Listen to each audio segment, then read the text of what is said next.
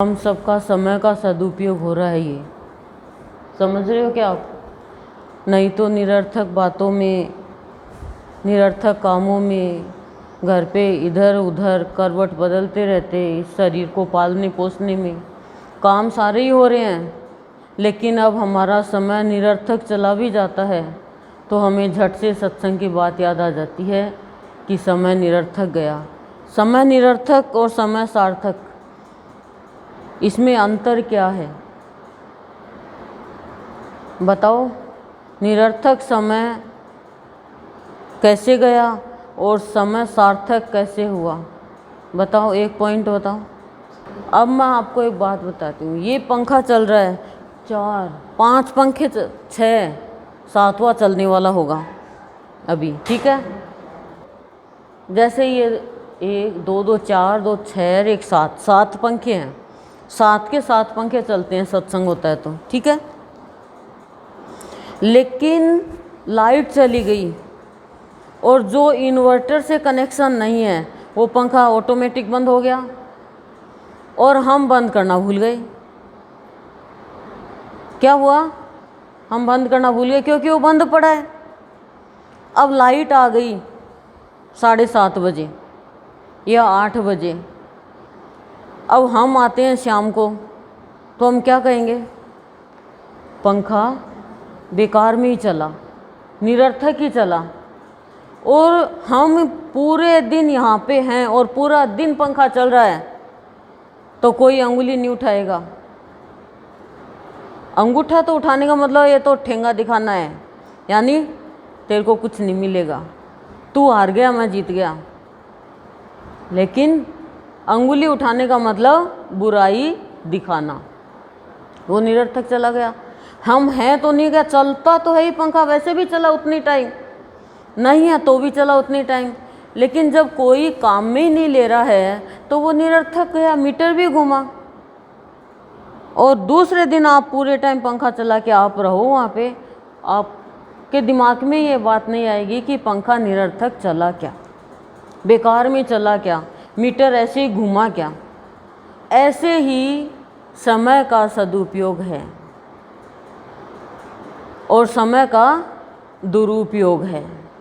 सदुपयोग क्या है? ये सदुपयोग हो रहा है, हम किसी का भला करते हैं, भला सोचते हैं, लाभ पहुंचाते हैं, किसी का उपकार करते हैं, उपकार मानते हैं, किसी को प्रशंसा करते हैं, भगवान के गुण, भगवान की कीर्तन, भगवान की महिमा, भगवान की किताब पढ़ना, भगवान की किताब सुनना, सत्संग करना, तीर्थों की बातें करना, ये सब समय सार्थक करने की बातें हैं। इसका बुरा हो जाए, इसके अच्छा नहीं होना चाहिए, इसका कैसे बुरा करूं, वह बड़ा अच्छा लग रहा है, उसके हानि हो गई, उसके गड़बड़ हो गई, ये सोच भी रहे हैं तो उस समय खराब गया। समय के साथ श्वास खराब गए, श्वास के साथ जीवन खराब गया और वो निरर्थक गया। और किसी की बुराई कर रहे हो, निंदा चुगला चाली कर रहे हो, किसी से लड़ाई झगड़ा कर रहे हो, किसी के लिए गलत प्लान बना रहे हो परास्त करने की, इंसल्ट करने की, तो ये क्या है? समय खराब करना है, ये समय खराब करना है। एनर्जी ज़्यादा खराब होती है उसमें, भीतर की शक्ति है ना वो ज़्यादा दुरुपयोग में आती है। अच्छा, मन भी खराब, बुद्धि भी खराब, विचार भी खराब, भावना भी खराब और कर्म भी खराब, सब खराब ही खराब। अब खराब इंसान को कहें कि भाई तू निरर्थक गया, तेरा समय निरर्थक गया, तो क्या करेगा? नीची गर्दन कर लेगा। क्यों? खरा नहीं है वो। तो सत्संग में आके खरा सोना बनना है, खारा नहीं, खरा। और खर्राटे मारने छोड़ना है और खराबी निकालनी है। आप कोई भी फल सब्जी काट रहे हो तो खराब है तो निकालते हो ना, ऐसे ही खराबी निकालनी है हमें भी, और गुरुदेव हमारी निकालते हैं। गुरुदेव ने निकाल दिया। जैसे एक परिवार में मंगोड़ी होती है ना, मंगोड़ी, वो मंगोड़ी बनाई 5 किलो दाल की मंगोड़ी, ठीक है। दाल कितनी महंगी हो रही है, लोग तो दाल रोटी खाओ, खीर रोटी से भी महंगी दाल रोटी है। और बस इतना अंतर है भाई, खीर कुकर में नहीं होती, सीटी नहीं लगती, दाल में सीटी लग जाती है, कुकर में हो जाती है। फ़र्क इतना ही है खाली, उसमें चीनी पड़ती है, उसमें मसाला पड़ता है, उसमें पानी और दाल होता है, उसमें चावल और उसमें दूध और पानी, चावल होते हैं, उसमें पानी और दाल होती है। पर आग तो दोनों को ही चाहिए ना।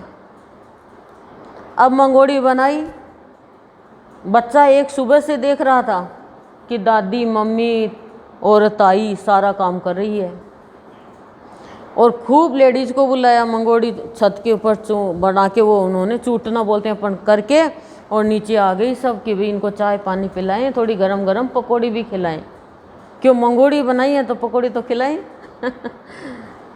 और तो वो तो बैठी बात कर रही थी, सब चाय पी रही थी और पकौड़ी खा रही थी, और वो बच्चा ऊपर गया, सारे उसको इकट्ठा किया और नीचे डाल दिया पूरी मंगोड़ी, और अपनी दादी को बोला, माँ सारी खराब कर दी इनने, आपकी बनाई ये दाल को देखो क्या कर दिया, मैंने ठीक कर दिया।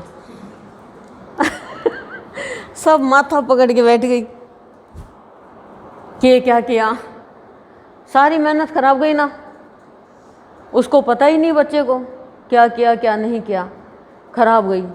ऐसे हमें लगता है कि हम जो कर रहे हैं वो अच्छा है, हमें लगता है, पर भगवान की नज़र में जिस दिन अच्छा होगा उस दिन ये मान के चलो अच्छा है। तो सबसे पहली बात तो मनुष्य का जीवन अच्छा बनना चाहिए, और जीवन अच्छा बनेगा कि आप हम कितने भी बड़े हो जाए और कितने भी छोटे रहें, कितने भी विद्वान बने, कितने भी गुणवान बने, किसी को भी टोंट नहीं मारे, किसी को भी ताना नहीं मारे, किसी के प्रति स्ट्रिक्ट नहीं हो, सख्त नहीं हो, किसी को भी डांट डपट नहीं करे, किसी को भी अपशब्द नहीं बोले। क्यों?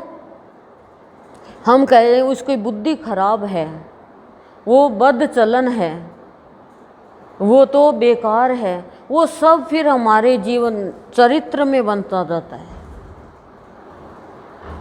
हमारे चरित्र में हम देखो, गलती कोई करेगा वो गलती दिखेगी। अब टीचर को कहें गलती मत देखो, तो फिर वो पास फेल का तो पता ही नहीं चलेगा, मार्क देना पड़ता है। ऐसे भगवान भी पात्र अपात्र को तो देखते ही हैं, लेकिन गलती देखने का मतलब ये नहीं है कि हम उसको परेशान करें। क्या किसी को भी, जैसे पांडवों को परेशान किया कौरवों ने, ऐसा किसी को भी परेशान नहीं करना चाहिए। अब उस कुंती का कितना दिल रोया होगा, उनके पुत्रों को कितना सताया। तो आप सोचो, आप कुंती हो और आपके बच्चों को कोई तंग करे, मेरे ख्याल से ऐसी तो कोई माँ नहीं होगी कि बच्चों को तंग करे और उसके कोई दिल पर असर ही नहीं हो, फिर तो वो पत्थर दिली है। और जिस माँ का दिल तो हर औरत में ही होता है, और जिस औरत में माँ का दिल नहीं होता है, अब उसका तो मेरे को पता भी नहीं होता है क्या। लेकिन अपने बच्चों के ऊपर लेके देखो, माँ अपने बच्चे को कलेजे से लगाकर सहलाती है। गलती भी होती है तो मजाल थोड़ी है दूसरे के हाथ पड़ने दें क्या, खुद ही कमरे में बुला के समझा देती है, देख बेटा, देख बेटी, बहू हो तो बहू को, जमाई हो तो जमाई को, लेकिन दूसरे के हाथ नहीं पड़ने देती है। और जो माँ यदि अपने बच्चों को ही दूसरे के हवाले कर देती है और ये कहती है भाई नहीं मेरे को तो नहीं है, तो फिर उस माँ के बुरे कर्म इतने बढ़ जाते हैं कि भगवान भी उसकी तरफ नज़र उठा के नहीं देखता। समझ रहे हो क्या? भगवान भी नहीं देखता और बच्चे भी नहीं देखते, और फिर एंड में लाइफ है वो रफ हो जाती है, फेयर नहीं होती है। 100 में से कोई 1-2 ही होती होगी ऐसे, बाकी माँ का तो बहुत ऊंचा दर्जा आया है। माँ जब तक नहीं बनते हैं तब तक माँ का दिल नहीं आता है। ऐसी कौन सी चीज़ है जो यहाँ नहीं मिलती? सब कुछ मिल जाता है लेकिन माँ नहीं मिलती, माँ नहीं मिलती। और हम 50 लोग हैं, 100 लोग हैं, 1000 लोग हैं, हम बात कहते हैं सत्य है, लेकिन किसी के मन में इतने सा भी कुछ है गड़बड़ तो वो समझ जाएगा कि हाँ सही नहीं है। लेकिन वो उसे ये नहीं पता कि मैं अहंकार और माया के वशीभूत हो रही हूँ। जब अहंकार और माया के वशीभूत कोई हो जाता ना तो फिर उसे कुछ नहीं दिखता। बाप फिर भी हो जाए, माँ नहीं होती है। तभी तो माँ का ऊंचा दर्जा है इतना। बताओ आप नहीं है क्या माँ का ऊंचा दर्जा? तो मैं वो माता पहले माँ। बच्चा चाहे कैसा भी निकल जाए, पूत कपूत हो सकता है लेकिन माता को माता नहीं हो सकती कभी भी। ये गांधारी को पता था कि मेरा पुत्र सही नहीं है, फिर भी वो कह रही है सारे चले गए, अब तेरे को वज्र के जैसा बना दूं। और अपनी पूरी तपस्या अपने पुत्र को दे दी। सोचो, आपने ध्यान भी दिया क्या इस बात में? पूरी की पूरी तपस्या का फल अपने पुत्र को दे दिया। ये भी नहीं सोचा कि मेरी इतनी तपस्या का फल दे दूंगी मैं पुत्र को तो मेरे पास क्या बचेगा, नहीं सोचा। फिर भी वो सफल नहीं हुई। क्यों नहीं हुई? क्योंकि वो अपात्र को तपस्या का फल दे रही थी और दे दिया। आप सोचो, आपकी संतान है, माँ को तो संतान प्रिय लगेगी। जिस माँ को संतान प्रिय नहीं लगेगी वो माता की जगह कू लगा दो, लेकिन तपस्या का फल माँ दे देती है। हम भी ये तपस्या कर रहे हैं सत्संग की, हम भी दे सकते हैं। संतान को कष्ट है, संतान को परेशानी है, चाहे नहीं भी है तो भी देना चाहिए, तो भी देना चाहिए। अब आपके सत्संग का इसका तपस्या का फल 100 डिग्री का है या 50 डिग्री या 5 डिग्री का, वो तो आपके ऊपर निर्भर करता है। आप श्रद्धा के साथ करते हो तो तुरंत असर होगा, और आप खाली कर्म के हिसाब से कर रहे हो तो उस हिसाब से आप फल दे भी दोगे तो ऐसा होगा। अब एक तो गला हुआ फल देंगे सामने वाले को तो सामने वाला ले लेगा, गिर देगा। और एक कच्चा फल देंगे तो सामने वाला लेगा, पकने के लिए रख देगा। और एक ताज़ा देंगे तो तुरंत काटेगा, रस निकालेगा या काट के खा लेगा। सोचो,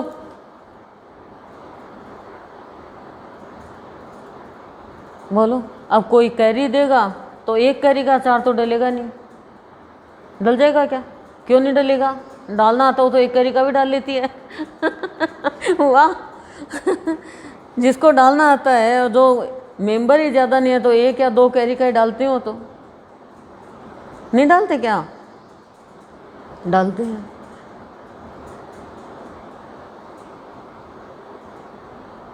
और नहीं आता है तो हम क्या कहते हैं? डलवा लेते हैं रेडीमेड, किसी से पैसे लग जाते हैं, डलवा लेते हैं। हम डलवाते ही हैं, लेकिन आप भाव नहीं डलवा सकते किसी मनुष्य से। अचार डाल देगा, वो काम कर देगा आपका, लेकिन आपका आचरण तो आपको ही बनाना होगा।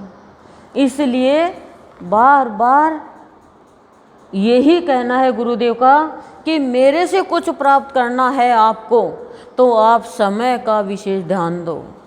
आप बुराई में, खर्राटे में, आलस्य में, निद्रा में, निंदा में, किसी का बुरा देखना, बुरा करना, बुरा सोचना, बुरा सुनने में, हिंसा में कभी भी समय मत गंवाओ। धन की हानि हो गई और कमा लोगे, समय का नुकसान हो गया वो लौट कर वापस नहीं आएगा। आप ले आओ भूतकाल को, भूतकाल को लाओ, चलो। नहीं ला सकते, समय तो गया। अब कल 13 नंबर का गीता का अध्याय था। ये गीता का अध्याय नहीं है। क्या सोच रहे हो आप? गीता का अध्याय है? मना करिए, ये गीता का अध्याय नहीं है, ये हर मनुष्य के जीवन का अध्याय है। और अध्याय से पहले महात्म में समझो कि ये अध्याय है, इसका महात्म में क्या है, विशेषता क्या है, लाभ क्या है।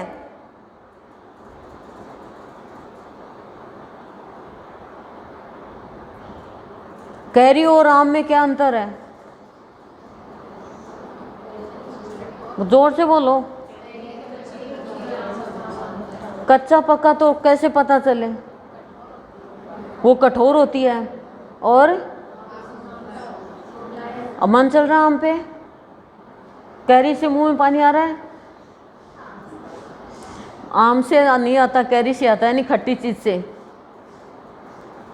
तो कैरी के जैसा जीवन, कठोर जीवन, उसे भी संत कोमल बना देता है।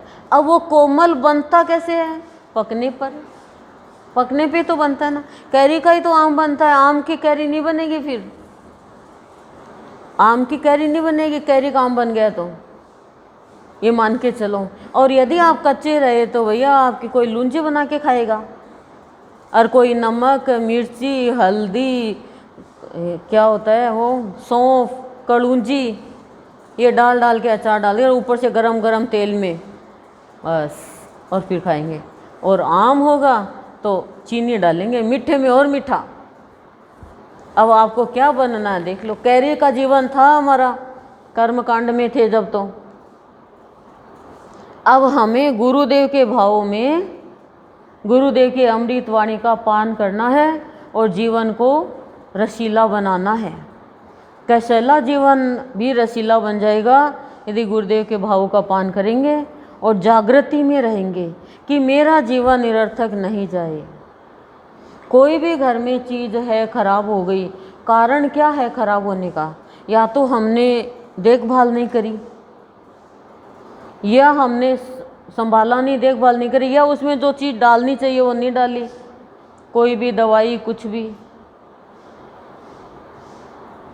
जैसे हम कहते हैं जितने पुराने चावल होते हैं उतने अच्छे होते हैं, पर चावल में इल्ली है, कीड़े वो पड़ते हैं।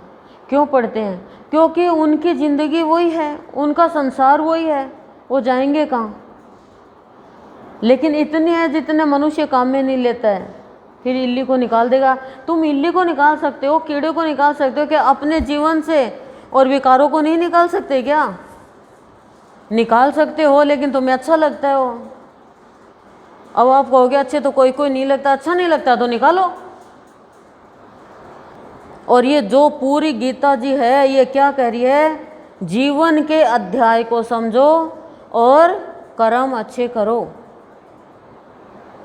धर्म के रास्ते पे चलो, किसी को सताओ मत, बुरे कर्म मत करो। भगवान किससे खुश होंगे? शांति कैसे मिलेगी? आनंद कैसे आएगा? इस बात पे सोचो, ये प्रश्न अपने आप से करो।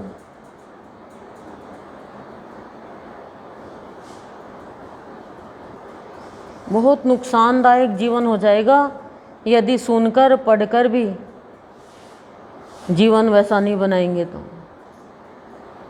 हमारा खुद का ही, खुद से ही खुदा को पाओ, नहीं तो खुदा सामने है फिर भी नज़र नहीं आएगा। क्यों? दृष्टि नहीं है। ज्ञान के चक्षुओं से भगवान नजर आएंगे, ना कि इन बाहरी चक्षुओं से। आज कौन सा अध्याय है जीवन का? ये तो है अध्याय अलग, लेकिन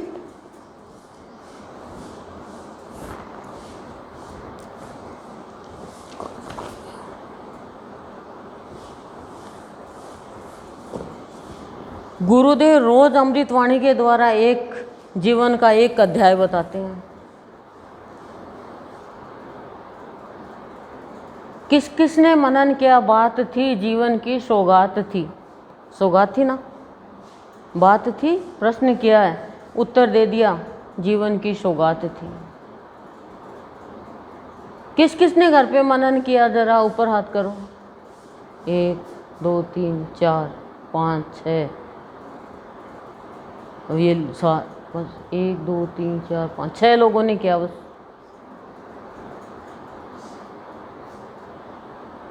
मनन नहीं करोगे, ये अध्याय नहीं सुनोगे, कुछ भी नहीं मिलेगा।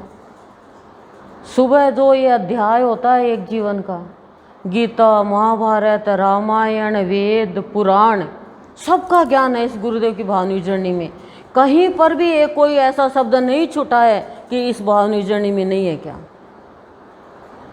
आप कहीं भी ढूंढ के दिखा दो। भाव निर्जरणी जिस घर में, उसमें क्लेश होकर भी नुकसान नहीं होता है। साक्षात गुरु का रूप है ये भाव निर्जरणी।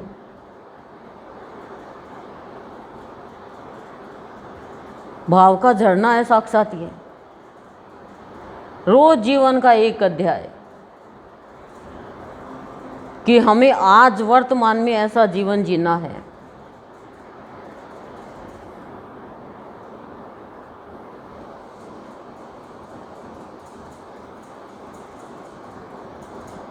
श्रीमद् भागवत गीता के 14वें अध्याय का महात्म्य।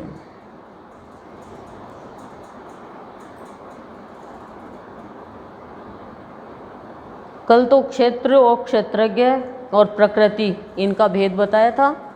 आज महात्म्य पहले देख रहे हैं क्या बता रहे हैं। श्री महादेव जी कहते हैं, पार्वती अब मैं भव बंधन से छुटकारा पाने के साधनभूत, भव बंधन से छुटकारा पाने के, वाह गजब की बात है। भाव का मतलब क्या होता है? हैं? ओ, ये पता तो है इसका मतलब। वो संसार का मतलब क्या है? सुख दुख। Hello, how are you? अब मैं भव बंधन से छुटकारा पाने के साधनभूत, कि वो साधन बताऊंगा तुम्हें, तुम ध्यान देकर सुनो। ठीक है, महादेव जी कह रहे हैं पार्वती को। सिंहल द्वीप में विक्रम बेताल नामक एक राजा थे, जो सिंह के समान पराक्रमी और कलाओं के भंडार थे। एक दिन वे शिकार खेलने के लिए उत्सुक होकर राजकुमारों सहित 2 कुतियों को साथ लिए वन में गए। एक दिन वे शिकार खेलने के लिए उत्सुक होकर राजकुमारों सहित, राजा है वो, उत्सुक होकर राजकुमारों के सहित 2 कुतियों को लेकर साथ वन में गए। वहां पहुंचने पर उन्होंने शीघ्र गति से भागते हुए खरगोश के पीछे अपनी कुतियां छोड़ दी। खरगोश मिला और उसके पीछे कुतियों को छोड़ दिया, दोनों को। उस समय वह सब प्राणियों के देखते देखते खरगोश इस प्रकार भागने लगा मानो कहीं उड़ गया हो। दौड़ते दौड़ते बहुत थक जाने के कारण वह एक बड़ी खंदक यानी गहरे गड्ढे में गिर गया। गिरने पर भी वह कुतिया के हाथ नहीं आया और उस स्थान पर जा पहुंचा जहां का वातावरण बहुत ही शांत था। खरगोश तो बहुत तेज दौड़ता है ना। वहां हरिण निर्भय होकर सब और वृक्षों की छाया में बैठे रहते थे। सॉरी। बंदर भी अपने आप टूटकर गिरे हुए नारियल के फलों और पके हुए आमों से पूर्ण तृप्त रहते थे। वहां सिंह हाथी के बच्चों के साथ खेलते और सांप निडर होकर मोर की पंखों में घुस जाते थे। देखो कितना अहिंसा का वातावरण। उस स्थान पर एक आश्रम के भीतर वत्स नामक मुनि रहते थे, जो जितेंद्रिय एवं शांत भाव से निरंतर गीता के 14वें अध्याय का पाठ किया करते थे। जहाँ ऋषि मुनि रहते हैं वहाँ का वातावरण अहिंसक होता है।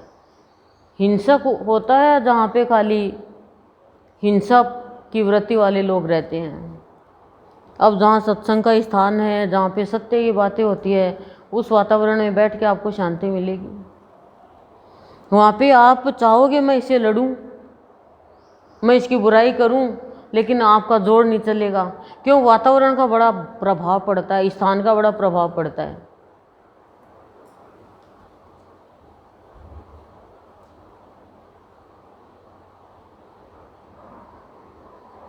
उसी स्थान पर एक आश्रम के भीतर वत्स नामक मुनि रहते थे, जो जितेंद्रिय एवं शांत भाव से निरंतर गीता के 14वें अध्याय का पाठ किया करते थे। आश्रम के पास ही वत्स मुनि के किसी शिष्य ने अपना पैर धोया।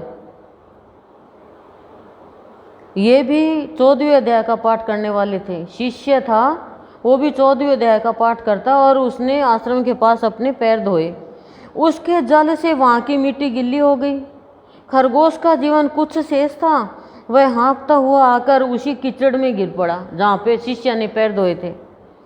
उसके स्पर्श मात्र से ही खरगोश दिव्य विमान पर बैठकर स्वर्ग लोक को चला गया, शिष्य के पैर धोने से और उसके पानी में गिरने से। फिर कुतिया भी उसका पीछा करती हुई आई, वहाँ उसके शरीर में भी कुछ कीचड़ के छींटे लग गए। फिर भूख प्यास की पीड़ा से रही तो कुतिया का रूप त्याग कर उसने दिव्यांगना का रमणीय रूप धारण कर लिया तथा गंधर्वों से सुशोभित दिव्य विमान पर आरूढ़ हो वह भी स्वर्ग लोक को चली गई। यह देखकर मुनि के मेधावी शिष्य श्वकंधर हंसने लगे। उन दोनों के पूर्व जन्म के बैर का कारण सोचकर उन्हें बड़ा विस्मय हुआ था। उस समय राजा के नेत्र भी आश्चर्य से चकित हो उठे। उन्होंने बड़ी भक्ति के साथ प्रणाम करके पूछा, विप्रवर, नीच योनि में पड़े हुए दोनों प्राणी कुतिया और खरगोश ज्ञानहीन होते हुए भी जो स्वर्ग में चले गए, इसका क्या कारण है? इसकी कथा सुनाइए।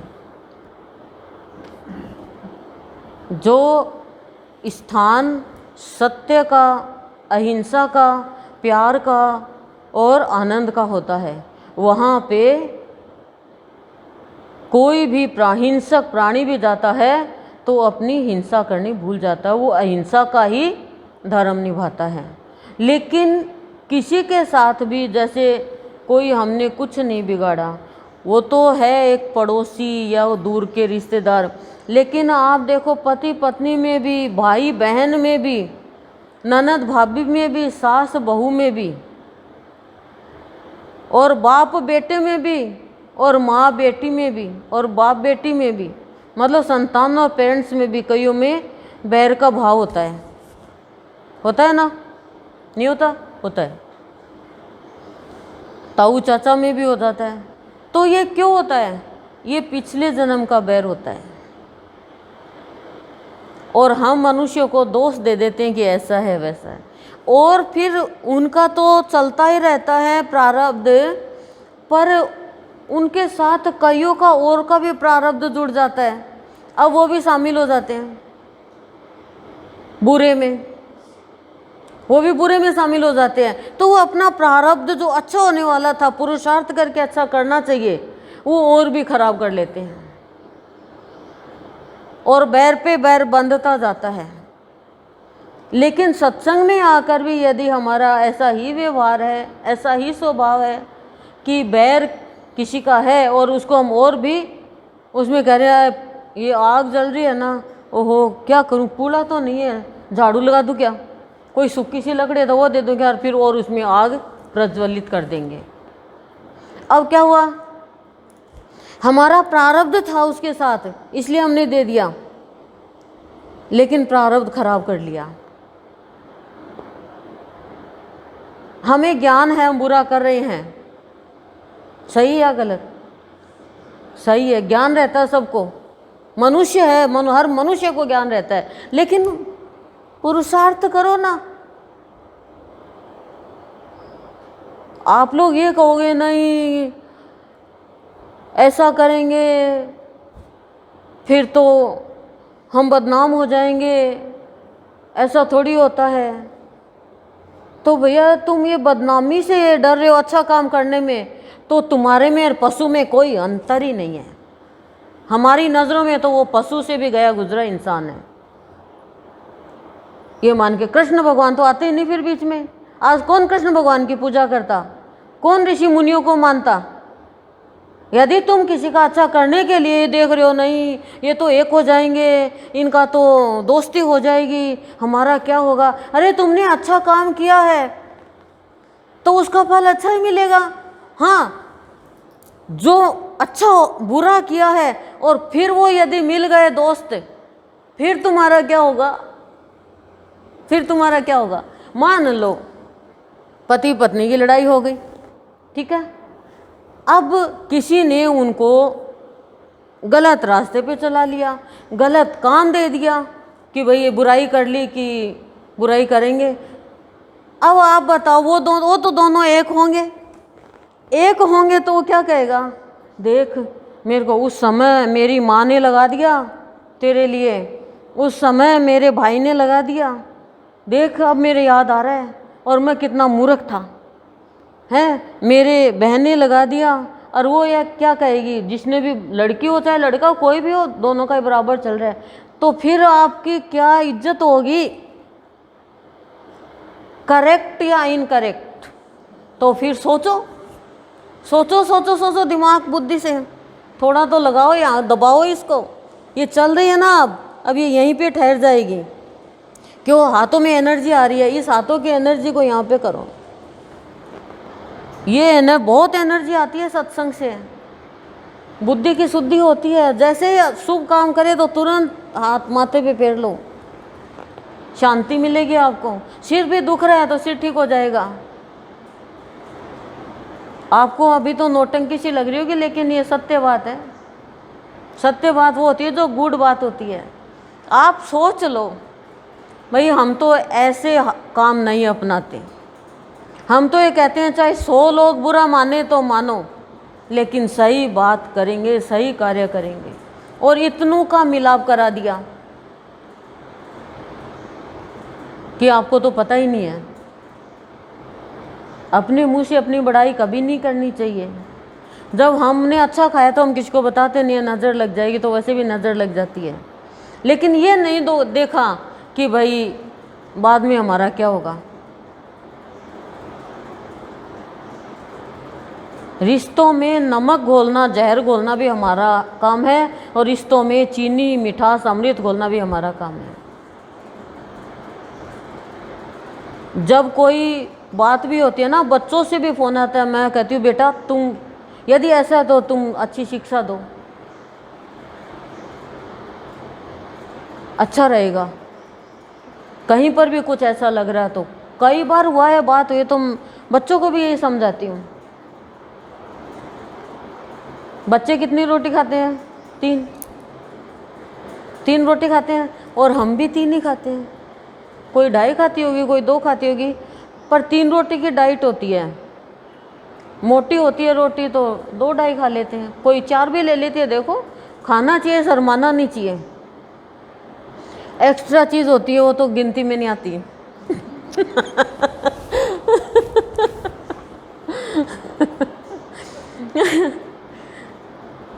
तो जो बच्चा 3 रोटी खा सकता है, वो बच्चा क्या मैच्योर नहीं है? बताओ, फिर आपके कौन काम आएगा? भगवान तो उसके काम आएगा ना जो सदाचार के पथ पर चलेगा। आप दूसरों को सता रहे हो, दूसरों के अच्छे काम में तुम अड़चन लगा रहे हो, दूसरों के अच्छे काम के लिए तुम कह रहे हो नहीं नहीं बदनामी हो जाएगी, हम तो नहीं बोलेंगे, तो फिर तुम्हारे क्या काम आएगा? तुम तो इतने अच्छे हो गए कि तुम्हारे तो जीवन में कभी कोई प्रतिकूल समय आएगा ही नहीं, तुम्हारे तो अनुकूल रहेगा। फिर कौन काम आएगा? ना तो भगवान काम आएंगे, ना अपने काम आएंगे। हमें बोल के देखो तुम में से कोई कि ऐसी बात है, भगवान से तुरंत कहेंगे, कूद पड़ेंगे बीच में सही काम के लिए। ये तो अच्छी बात नहीं है। फिर क्या करोगे? इज्जत बना के इज्जत बनेगी नहीं ऐसों की। ध्यान दो, मैं गुड बातें बता रही हूँ आपको। ऐसे बहुत लोग करते हैं, मूर्खता, मंद बुद्धि वाले होते हैं ऐसे।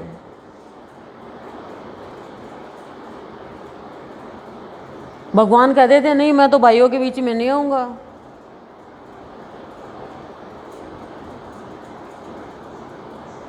श्राप भी लेना पड़ा गांधारी का, नहीं लेना पड़ा क्या?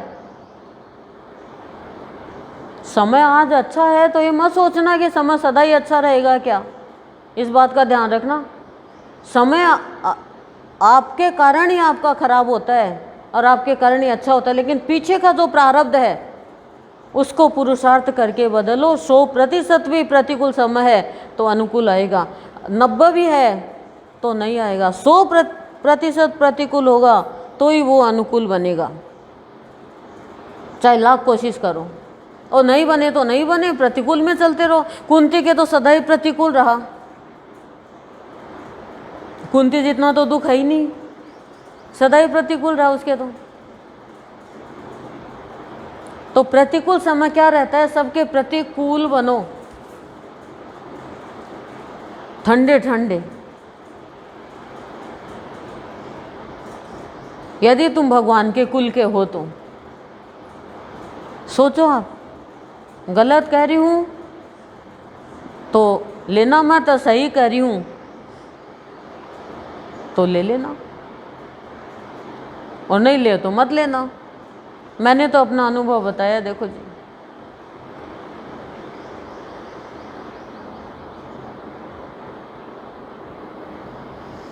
शिष्य ने कहा, भूपाल, इस वन में वत्स नामक ब्राह्मण रहते हैं, वे बड़े जितेंद्रिय महात्मा हैं, गीता के 14वें अध्याय का सदा जप किया करते हैं। मैं उन्हीं का शिष्य हूँ। मैंने भी ब्रह्म विद्या में विशेषज्ञता प्राप्त की है। गुरु जी की भांति मैं भी 14वें अध्याय का प्रतिदिन जप करता हूँ।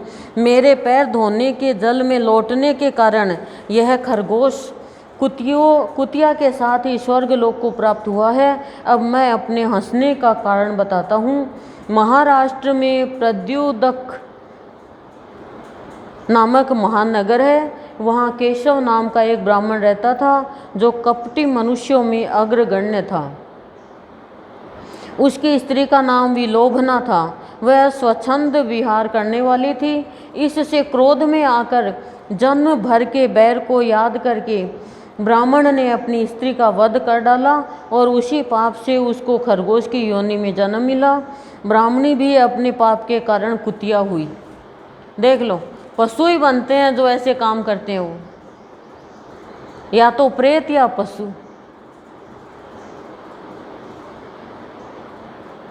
श्री महादेव जी कहते हैं, यह सारी कथा सुनकर श्रद्धालु राजा ने गीता के 14वें अध्याय का पाठ आरंभ कर दिया। इससे उन्हें परम गति की प्राप्ति हुई। 14वां अध्याय अपन भी चालू करते हैं परम गति के लिए। उसके उपरांत श्री कृष्ण भगवान बोले, हे अर्जुन, ज्ञानों में भी अति उत्तम परम ज्ञान को मैं फिर भी तेरे लिए कहूँगा कि जिसको जानकर सब मुनिजन इस संसार से मुक्त होकर परम सिद्धि को प्राप्त हो गए हैं। बहुत अच्छी बात बताई है। हे अर्जुन, ज्ञानों में भी अति उत्तम परम ज्ञान को मैं फिर भी तेरे लिए कहूँगा। ज्ञानों में भी परम उत्तम ज्ञान को कह रहे, मैं तेरे लिए कहूँगा खाली, बाकी तेरे बहाने से कोई सुन ले तो सुन ले। ऐसे बोल रहे हैं भगवान कृष्ण कि जिसको जानकर सब मुनिजन इस संसार से मुक्त होकर परम सिद्धि को प्राप्त हो गए। सुनकर सब मुनिजन भी परम सिद्धि को प्राप्त हो गए, देख लो, सुनकर खाली।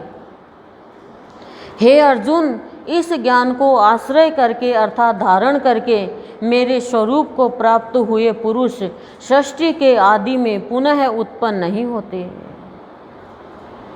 हे अर्जुन, इस ज्ञान को आश्रय करके, कि इस ज्ञान के जो आश्रय हो गया करके, यानी धारण करके ज्ञान को, मेरे स्वरूप को प्राप्त हुए पुरुष, जो मेरे स्वरूप को जान लिया, मेरे स्वरूप को प्राप्त कर लिया, वो पुरुष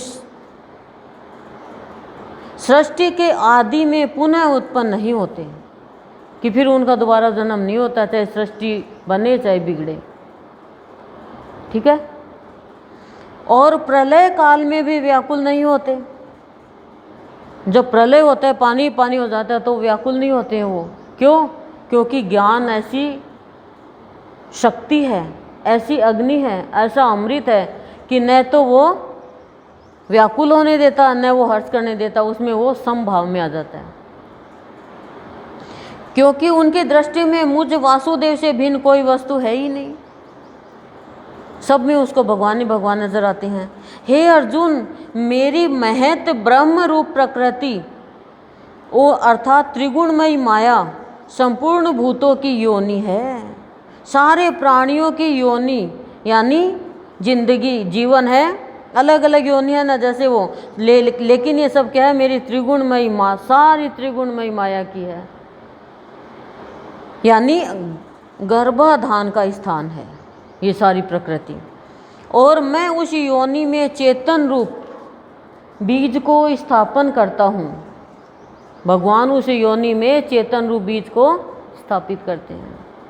साफ कह दिया, ये बहुत गहरा ज्ञान दे दिया भगवान ने।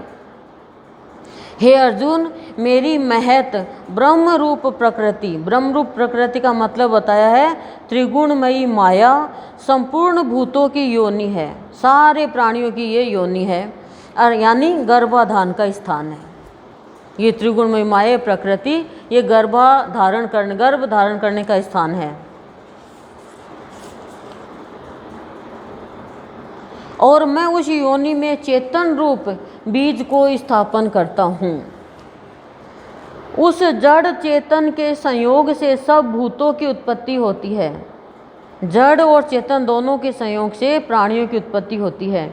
हे अर्जुन, नाना प्रकार की सब योनियों में जितनी मूर्तियाँ यानी शरीर उत्पन्न होते हैं, उन सब की त्रिगुणमयी माया तो गर्भ को धारण करने वाली माता है, और मैं बीज को स्थापन करने वाला पिता हूँ। क्या बताया? हे अर्जुन, नाना प्रकार की सब योनियों में, कितनी योनियां हैं देखो,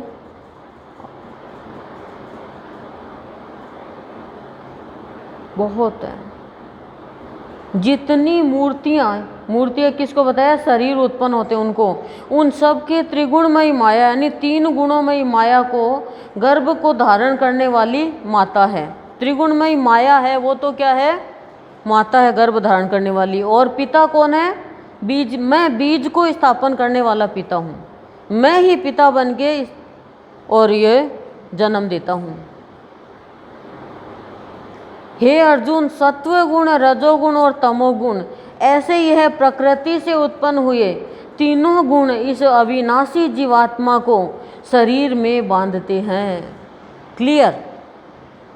क्या बताया? सतोगुण, रजोगुण और तमोगुण। हे अर्जुन, खाली अर्जुन को दिया जा रहा है ज्ञान। हम तो किताब पढ़ने वालों में हैं, फिर पास में हैं, फिर भी सुन नहीं रहे हैं वहाँ के लोग।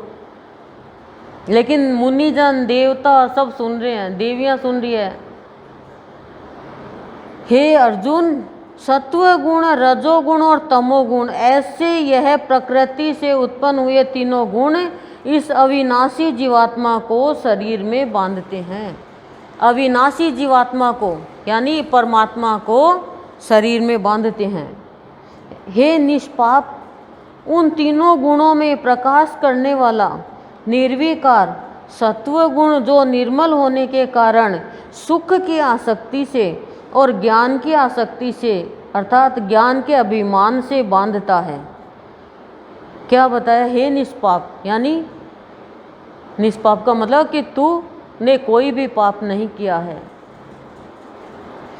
उन तीनों गुणों में प्रकाश करने वाला, तीनों गुणों में प्रकाश, तीन गुण बताए कौन से गुण है? सतोगुण, रजोगुण और तमोगुण। उनमें प्रकाश करने वाला निर्विकार सत्व गुण, प्रकाश करने वाला निर्विकार। सतोगुण क्या है? निर्विकार है।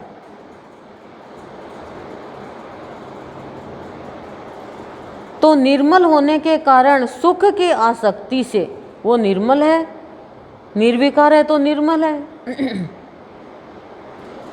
और विकार है तो वो मल सहित है।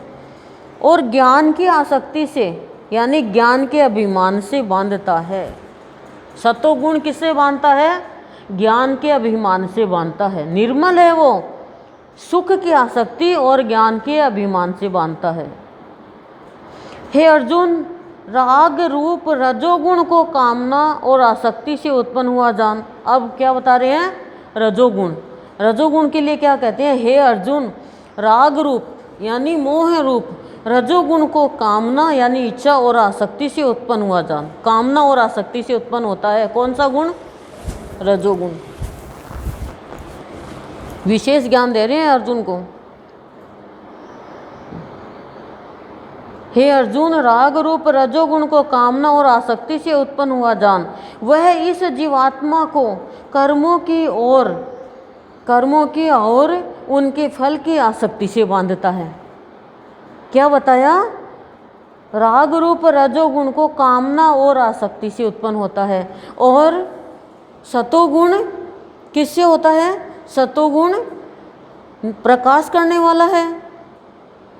निर्विकार सतोगुण तो निर्मल होने के कारण सुख की आसक्ति से और ज्ञान की आसक्ति से बांधता है। सुख की और ज्ञान की आसक्ति से बांधता है, और ज्ञान के अभिमान से भी बांधता है। और रजोगुण राग रूप है, निर्विकार नहीं है, वो राग रूप है। और रजोगुण कामना और आसक्ति से उत्पन्न होता है। कामना और आसक्ति से रजोगुण उत्पन्न होता है, और वह जीवात्मा को कर्मों की और उनके फल की आसक्ति से बांधता है। जो प्राणी कर्म करके ये सोचता मेरे को इसका फल मिले, वो रजोगुणी है। और जिसको अभिमान हो गया ज्ञान का, वो बंध गया, वो सतोगुणी है। और जिसको सुख की आसक्ति है। और हे अर्जुन, सर्व देहाभिमानियों के मोहने वाले तमोगुण को, सब देह के अभिमान वाले प्राणियों को मोहने वाले तमोगुण अज्ञान से उत्पन्न हुआ जान, वो अज्ञान से उत्पन्न होता है। अब तीनों किससे उत्पन्न होते हैं बता दिया। अज्ञान से उत्पन्न हुआ जान, वह इस जीवात्मा को, देखो तमोगुण वाला क्या करता है, वह इस जीवात्मा को प्रमाद यानी इंद्रिया और अंतःकरण की व्यर्थ चेष्टाओं का नाम प्रमाद है। व्यर्थ की चेष्टा यानी कोशिश करते हैं इंद्रिया और अंतःकरण के, स्वतः कार्य हो वो प्रमाद नहीं होता। आलस्य का क्या बताया है? कर्तव्य कर्म में अप्रवृत्ति रूप निरुद्धमता का नाम आलस्य है। और निद्रा के द्वारा बांधता है, अज्ञान के द्वारा होता है। और आलस्य प्रमाद और निद्रा के द्वारा बांधता है। जिनमें ये तीन अवगुण हैं वो उसको तमोगुण ने बांध रखा है।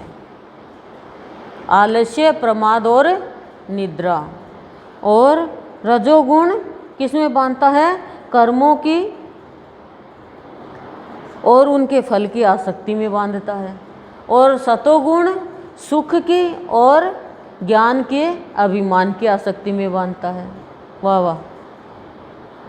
क्योंकि हे अर्जुन, सत्व गुण सुख में लगाता है और रजोगुण कर्म में लगाता है, तथा तमोगुण तो ज्ञान को आच्छादन करके अर्थात ढक के प्रमाद में भी लगाता है। क्लियर? सुनना। हे अर्जुन, सत्व गुण सुख में लगाता है, रजोगुण कर्म में लगाता है, और तमोगुण तो ज्ञान को ही ढक देता है और प्रमाद में लगाता है। सो जा प्रमाद में। ठीक है। और हे अर्जुन, रजोगुण और तमोगुण को दबाकर सत्वगुण होता है अर्थात बढ़ता है, तब रजोगुण और सत्वगुण को दबाकर तमोगुण बढ़ता है। अब तीनों गुण को दबाने का काम बता दिया, कौन बांधता है और किससे क्या मिलता है। ठीक है। और कैसे ये इनके प्रभाव में आते हैं। रजोगुण और तमोगुण को दबाना और सत्वगुण होता है। रजोगुण तमोगुण को दबा दिया हमने तो सत्वगुण ऊपर आ गया और यानी बढ़ गया वो, और रजोगुण और सत्वगुण को दबा दिया तो तमोगुण ऊपर आ गया। मतलब दो एक साथ में दबाते हैं तो तीसरा ऊपर आ जाएगा। ठीक है। वैसे ही तमोगुण और सत्वगुण को दबाकर रजोगुण बढ़ता है, और तीनों को ही दबा देंगे तो गुणातीत। इसलिए जिस काल में इस देह में तथा अंतःकरण और इंद्रियों में चेतनता और बोध शक्ति उत्पन्न होती है, इसलिए जिस काल में यानी जिस समय इस देह में और देह के अंतःकरण में और इंद्रियों में चेतनता और बोध शक्ति उत्पन्न होती है, उस काल में ऐसा जानना चाहिए कि सत्व गुण बढ़ा है। चेतनता और बोध शक्ति उत्पन्न होती है तो ये जानना चाहिए कि सतोगुण बढ़ा है। और देखते हैं क्या बढ़ा है, इसमें है क्या।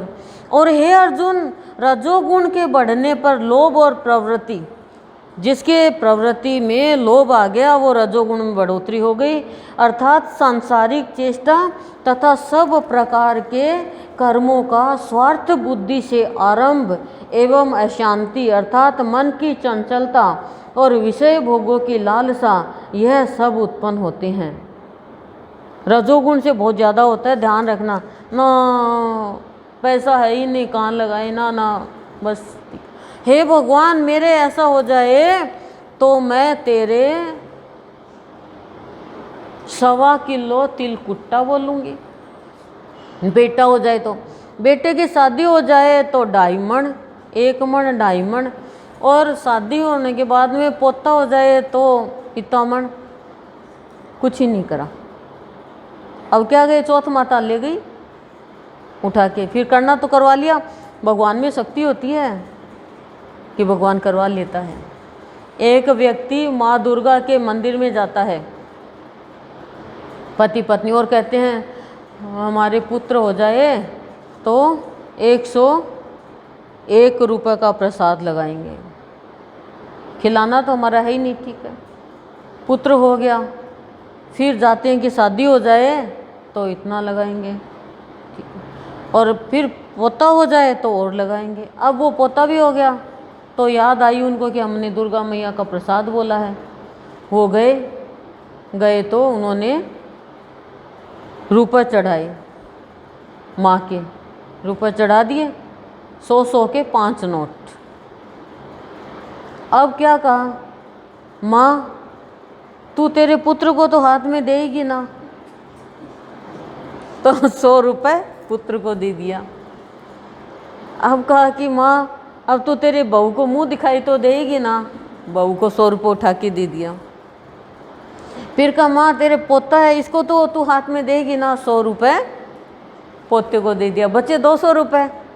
अब कहा माँ हमें भी तो तू कुछ देगी, 100 अपनी पत्नी को दे दिया, 100 खुद ने ले लिया। माँ तेरे क्या काम का है 1 रुपये भी, तेरे को तो कुछ लाना नहीं है, हम लोग ला के खिलाते हैं, 1 रुपये भी हम ले लेते हैं, चलो चढ़ाए और वापस ले लिए। ऐसा है इंसान का। ये क्या है, रजोगुण।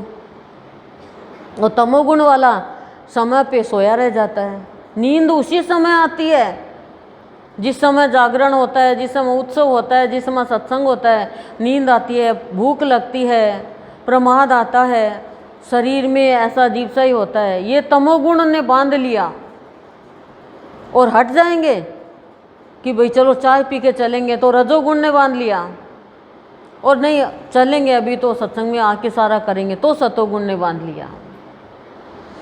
तो क्या बताया कि रजोगुण के बढ़ने पर लोभ आता है। नहीं ये लोभ आता है, नहीं कर सकते हम, होता तो हम कर देते, कहने की ज़रूरत ही नहीं आपको कहने की क्या ज़रूरत है, हम तो ऐसे ही कर देते हैं। इनका ही है सारा दिया हुआ, हमारा है ही क्या। अब मूर्ख बना रहा है, देखो हर प्राणी मूर्ख बनाता है, पता नहीं क्या। साड़ी तो आपने बहुत महंगी पहनी है, यह तो भाभी दे दी, मेरे को न कड़े। अब प्राणी तो बोलता है ना, वैसा बन जाता है, कुछ नहीं रहता, फिर क्लियर नहीं है कोई भी इंसान। मंडराते तो बहुत है लेकिन हवा ले जाती है, देने की इच्छा भी होती है तो हवा चलती है तमोगुण की, और फिर वो कहीं की कहीं ले जाएगी भावना को। भावना शुद्ध है ना, तमोगुण से भरी हुई है, विचार शुद्ध है, तो वो प्राणी लोभ में चला जाएगा। भगवान कहता कि देख जब मेरे को देने का कुछ समय आया तो ये कंगाल हो गया, और जब मैं इसको देता रहता हूँ तो ये लेता रहता, मेरे पास मांगने के लिए ही आता रहता है। लेकिन वो निर्भाग्यशाली है जिसको लोभ नहीं बांधता, जिसको ये ज्ञान हो गया कि मेरे काम क्या आएगा। यदि मैं आज ही शरीर छोड़ के चला जाऊं या चली जाऊं तो मैंने कौन सा पुण्य कर्म किया। और जो ये नहीं सोचता, ये मान लो रजोगुण ने माया ने बांध दिया, त्रिगुण में ही माया है, ये कभी रजोगुण के रूप में आती है, कभी तमोगुण के रूप में आती है और कभी सतोगुण के रूप में आती है। तो रजोगुण क्या करता है?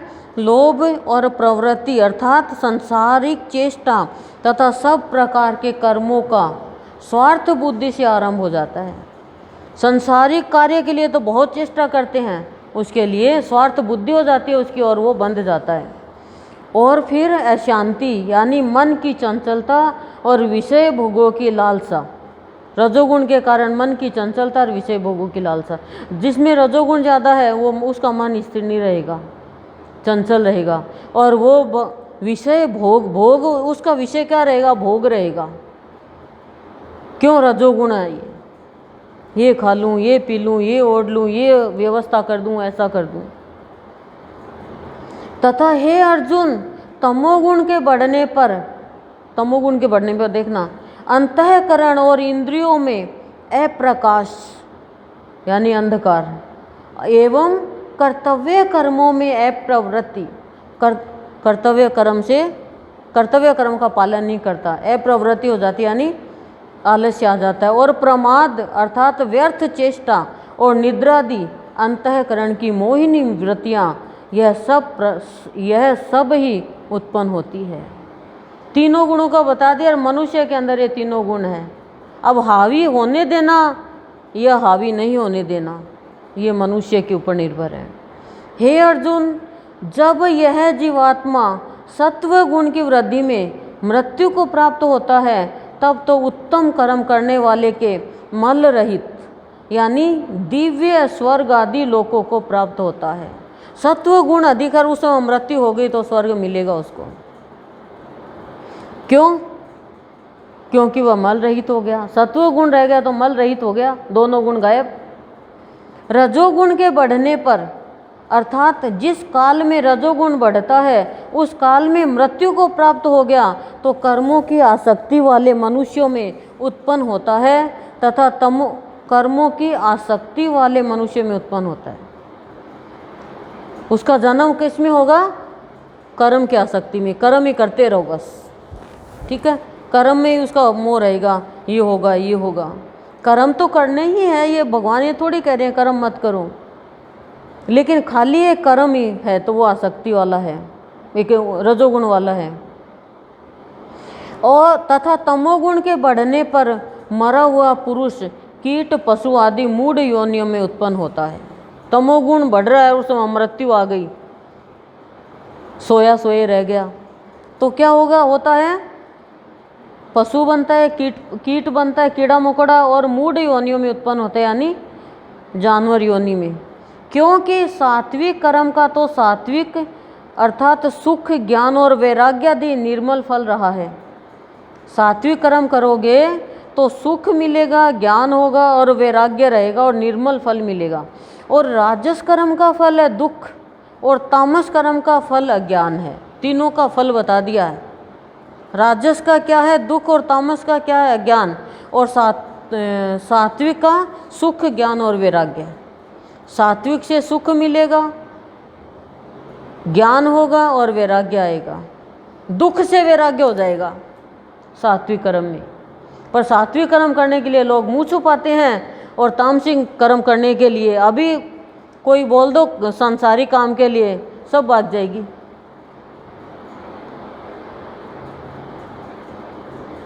सत्व गुण से ज्ञान उत्पन्न होता है और रजोगुण से निसंदेह लोभ उत्पन्न होता है। साफ कह दिया, जिसके अंदर संदेह वो रजोगुण में बंधा है। और सत्व गुण से क्या उत्पन्न होता है? ज्ञान।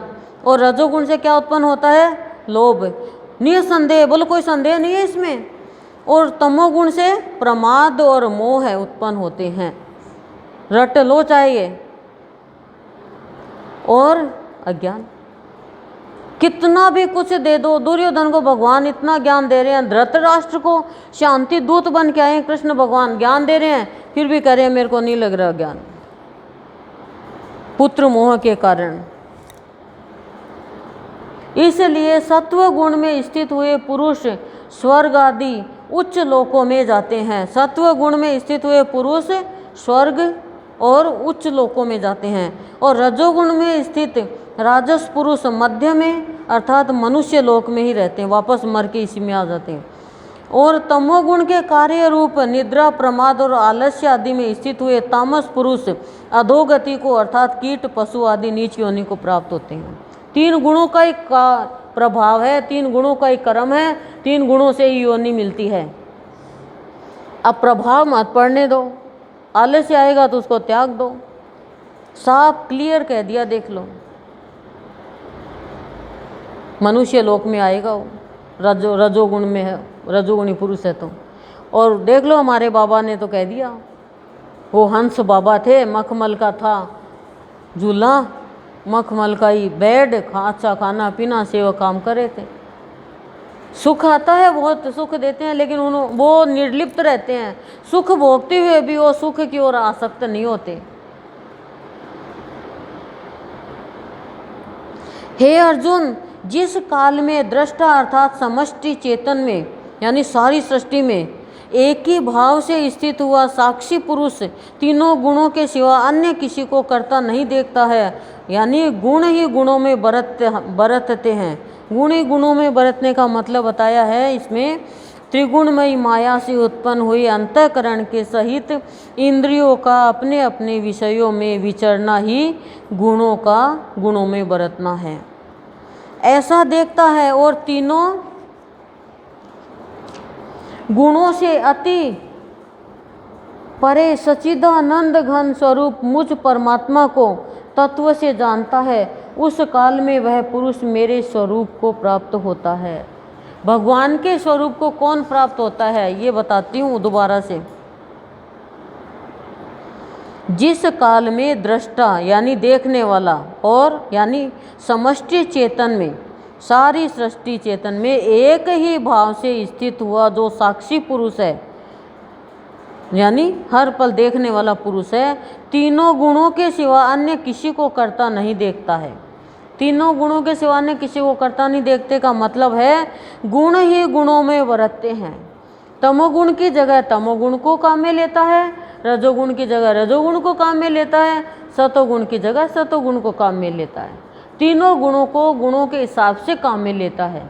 अब आप भक्ति कर रहे हो और उसमें आप तमोगुण लोगे, रजोगुण लोगे कि भाई आप 2 घंटा सत्संग कर रहे हो, उसमें भी आप पानी पी रहे हो, बिस्कुट खा रहे हो, टॉफ़ी खा रहे हो।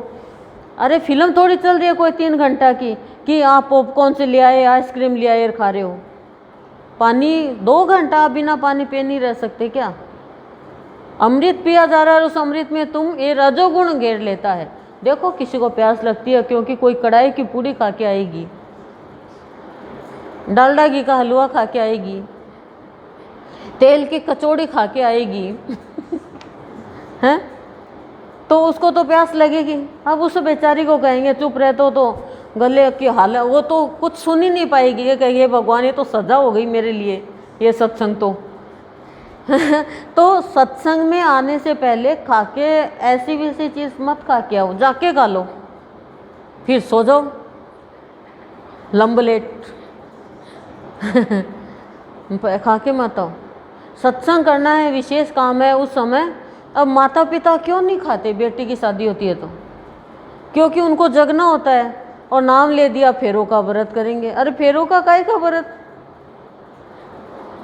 कन्यादान देंगे, गरबा देंगे, वो देंगे, तो भूखा मरने के लिए किसने कहा? पर सोए नहीं, इसलिए वो व्रत चला दिया इनका। तो फेरों का कोई व्रत होता है, कन्यादान का कोई व्रत होता है? ये तो सजा हो गई। अच्छी तरह से खाओ पियो ऐश करो फिर दो, लेकिन सोच रहे हैं कि खा लेंगे मिसी रोटी और पड़े रहेंगे पी पी के पानी। और शादी कौन करेगा फिर सोचो कौन शादी करेगा? इसलिए ये चला दिया। भूखा मरना कोई व्रत नहीं है, भूखा मरना कोई धर्म नहीं है। धर्म का मर्म जानो गुरु के ज्ञान से। और भूखा कौन रहता है मैंने देखा, और मैंने भी देखो, मेरे को भी कहा गया मौसमी का रस पी लिया, अनार का रस पी लिया है, काट के सेव खा ली। अरे वाह, ये तो बढ़िया, हर दिन बेटी को वो करें कन्यादान का व्रत, ये तो इतना माल तो मिलता ही नहीं है और आइसक्रीम खा ली। पेड़ा मंगा के खा लिया, रसगुल्ला खा लिया, अरे तो पेट है कि कुआं है? बोलो। खाली 3 रोटी नहीं खाई, उसके बदले इतना माल चेप लिया। माल ने दिखाया कमाल और मचा रहे हैं फिर वो शादी में धमाल फिर उसको एक लटका भी नहीं आता, अनाज से लटकाता है। नींद नहीं आती है इसलिए अनाज नहीं खाते हैं, लेकिन सत्संग में सोए तो सोए, जगे तो जगे, कोई बात नहीं, वो आपकी धारणा है भैया।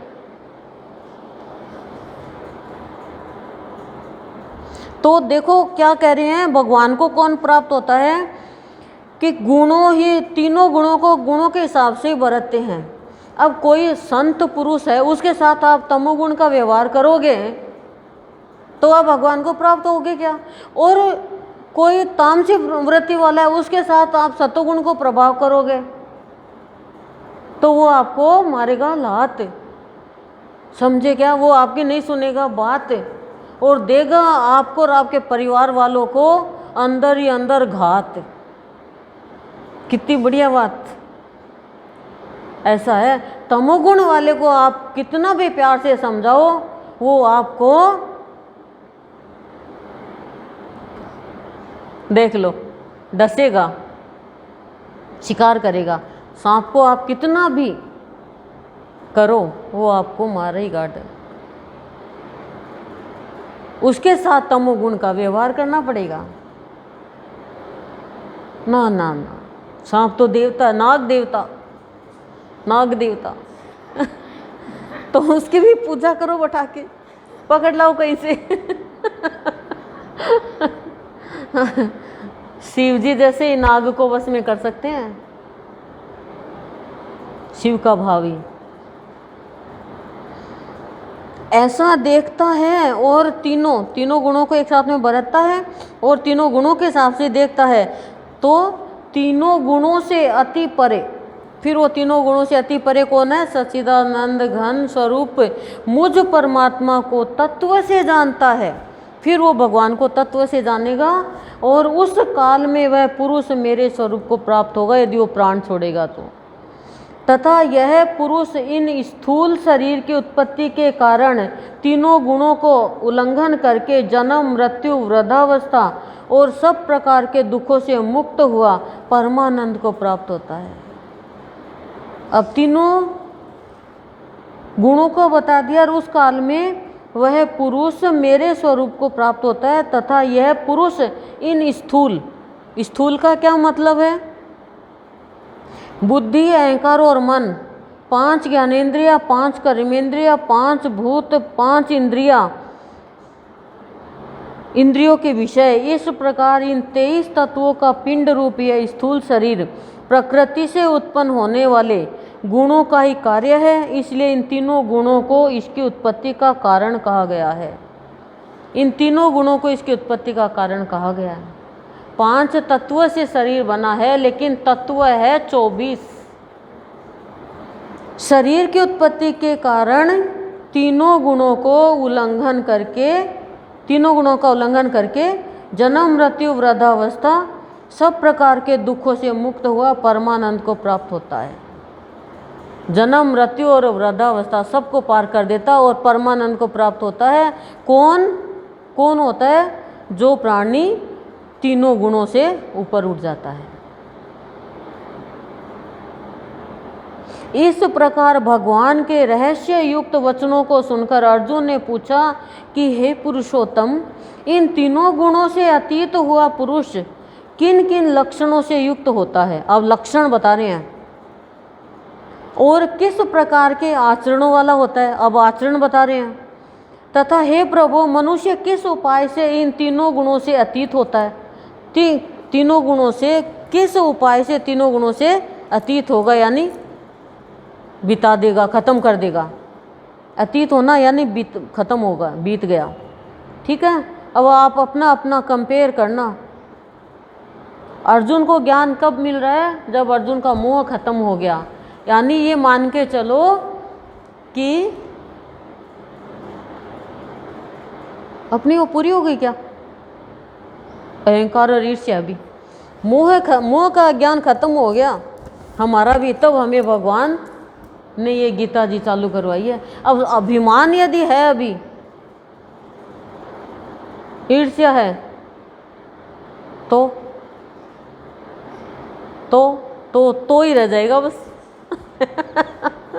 ऐसे हो गया तो के आगे ता लगा दो। क्या होना, लगाना तो आता ही है तुम्हें।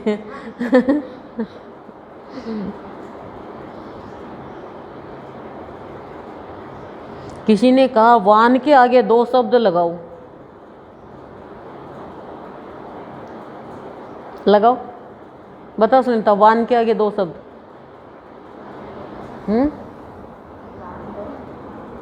वान के आगे 2 शब्द, वान पीछे,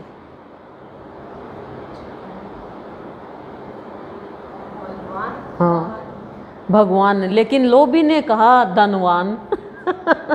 उनने धन लगाया, उसको तो धन ही दिखेगा, भक्त को भगवान दिखेगा।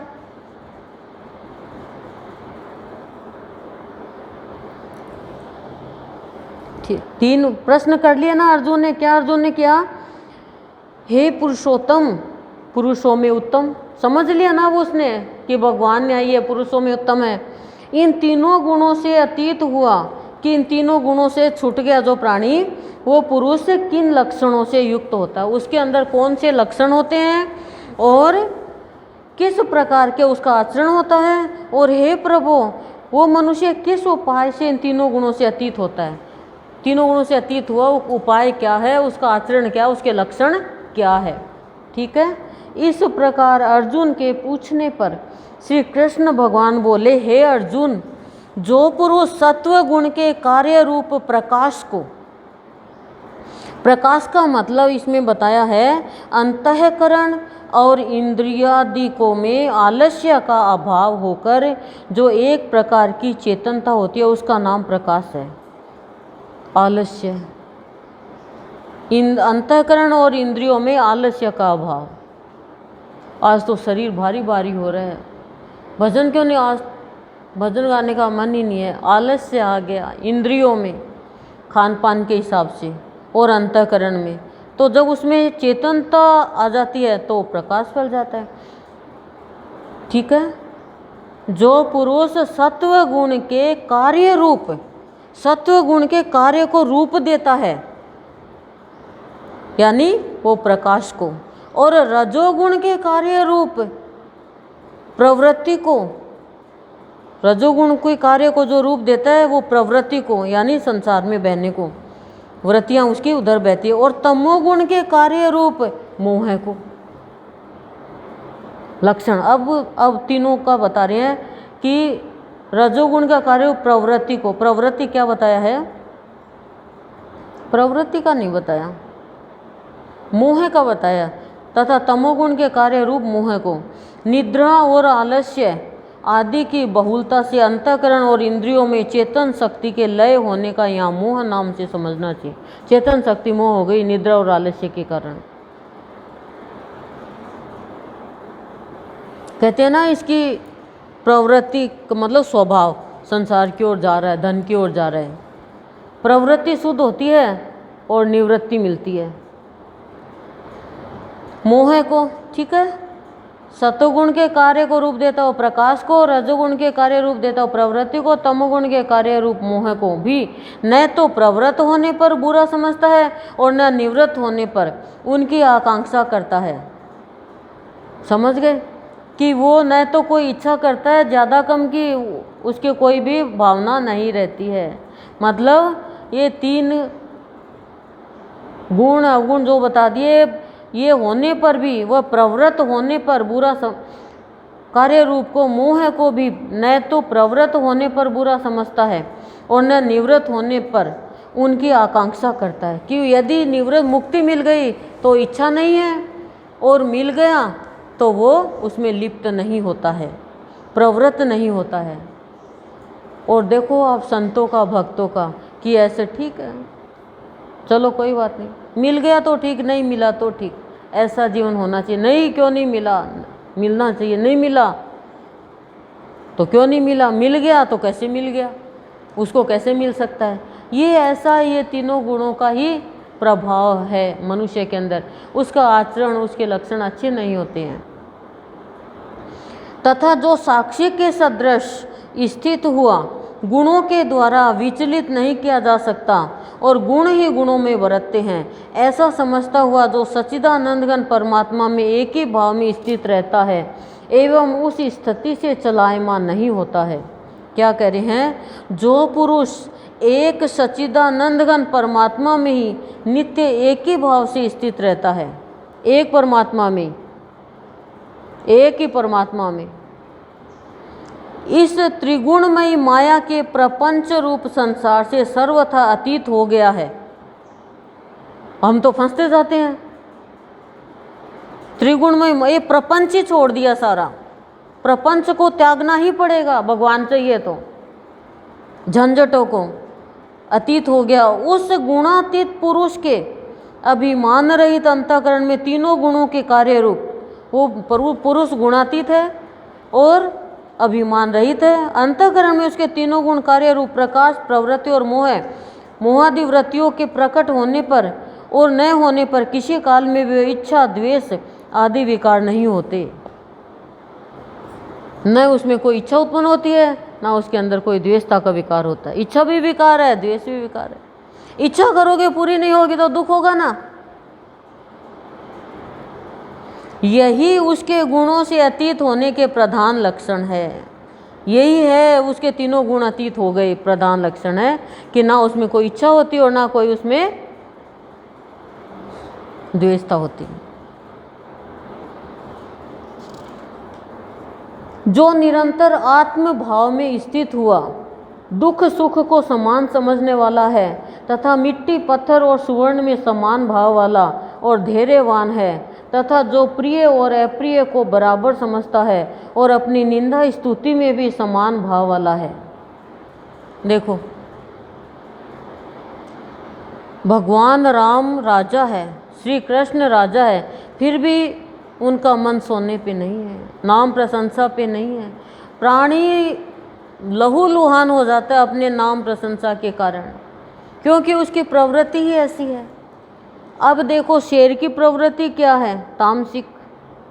लेकिन संत की प्रवृत्ति क्या है? सबका हित करना। और मनुष्य लोभी की प्रवृत्ति, कामी की प्रवृत्ति, अहंकारी की प्रवृत्ति, सबकी अलग अलग प्रवृत्ति होती है। लेकिन संतों की प्रवृत्ति जैसी प्रवृत्ति मनुष्य की बन जाए तो वो शांतिमय जीवन व्यतीत करे। जो निरंतर आत्म भाव में स्थित हुआ, सुख दुख को समान समझता है, आत्म भाव में, अपने आत्मा के भाव में, और सुख दुख को समान समझता है, तथा मिट्टी पत्थर और सोना को समान समझता है। मिट्टी पत्थर और सोना, सोना मिट्टी पत्थर के बराबर और मिट्टी पत्थर भी सोने के बराबर है, सब बराबर।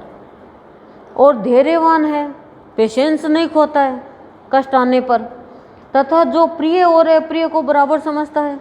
वाह वाह वाह, गजब। अप्रिय शब्द किसी ने बोल दिया तो दुर्योधन के जैसे बदला ले लेगा।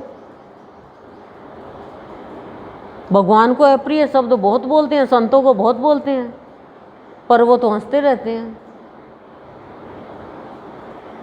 अब पत्थर से कोई ये कामना करेगा कि फूल के जैसे सुगंध फैलाए तो मूर्ख है ना वो। तो बस यही सोचना चाहिए। और अपनी निंदा स्तुति में भी समान भाव वाला है। निंदा और स्तुति, निंदा कर रहा है कोई, भगवान की प्रशंसा कर रहा है, स्तुति कर रहा है, उसके स्तुति का प्रभाव नहीं पड़ता, उसके निंदा का प्रभाव नहीं पड़ता। और निंदा स्तुति का प्रभाव पड़ता तो बदला लेगा, वो दुखी होगा, अपने को कचोटेगा, रोटी नहीं खाएगा, फिर सब सो जाएंगे, चुपके से मैगी बना के खाएगा। तथा जो मान और अपमान में सम है, मान दिया तो अपमान किया तो, एवं मित्र और बैरी के पक्ष में भी सम है, मित्र भी है और बैरी भी है, लेकिन समान है दोनों के लिए। ये नहीं है मित्र को तो 2 पेड़े दे दिए और बैरी को कहा चल चल ना, उसको भी चाय पिला, उसको भी चाय पिला दी। वह संपूर्ण आरंभों में कर्तापन के अभिमान से रहित, सारे आरंभों में कर्तापन के अभिमान से रहित है। पुरुष अभिमान से रहित हुआ पुरुष गुणातीत कहा जाता है। वो गुणातीत है, वो गुणों से ऊपर उठ गया, ठीक है, यानी संभाव। और जो पुरुष अव्यभिचारी भक्ति, कल भी अव्यभिचारी आया। अच्छा, एक प्रश्न पूछें, व्यभिचारी भक्ति किस कौन कौन करता है? यानी अनेक देवी देवताओं की।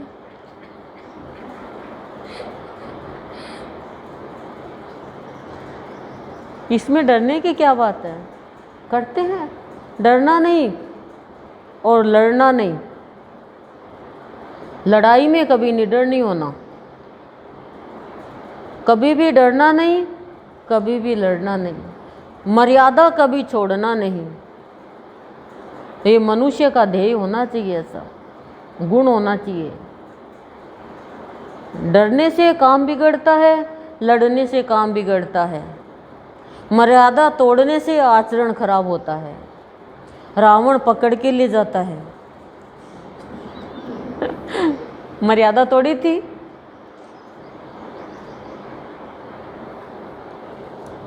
और कोई भी राक्षस भी पुकार रहा है अपनों का नाम लेके, तो सत्य बात तक नहीं जाने पे अपने परिवार को संकट में डालता है।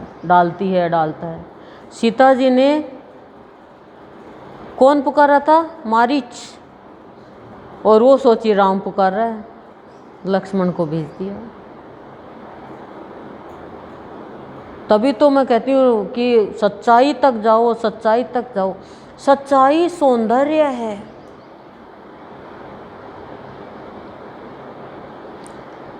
कोई नहीं बोल रहा। अच्छा, तो ये बता दो, अब ऊपर हाथ करो। जो अव्यभिचारिणी भक्ति करता है, 1 2 किसी को भी नहीं मानते गुरुदेव के अलावा। झूठा मत करना। 1 2 3 4 5 6 7 बस। अब देख लो, आगे पोल छोड़े। हाँ, वाह भाई वाह। भक्ति रूप योग, अव्यभिचारी भक्ति रूप योग के द्वारा मेरे को निरंतर भजता है। अव्यभिचारिणी भक्ति संत ही करवाते हैं। संत की भक्ति के बिना मुक्ति नहीं मिलेगी, मैं पहले बता देती हूँ। अव्यभिचारी और जो पुरुष अव्यभिचारी भक्ति रूप योग के द्वारा मेरे को निरंतर भजता है, वह इन तीनों गुणों को अच्छी प्रकार उल्लंघन करके सच्चिदानंद घन ब्रह्मा में एक ही भाव होने के लिए योग्य है। साफ, क्लियर। वह तीनों गुणों का अच्छी प्रकार उल्लंघन कर देता है। तीनों गुण उसको बांध नहीं सकते, और वह सच्चिदानंद घन ब्रह्मा में एक ही भाव होने के लिए योग्य होता है। एक ही भाव होने के योग्य हो जाता है फिर वो। और हे अर्जुन, उस अविनाशी पर ब्रह्मा का और अमृत का तथा नित्य धर्म का और अखंड एक रस आनंद का मैं ही आश्रय हूँ। मैं ही उसका आश्रय हूँ। किसका?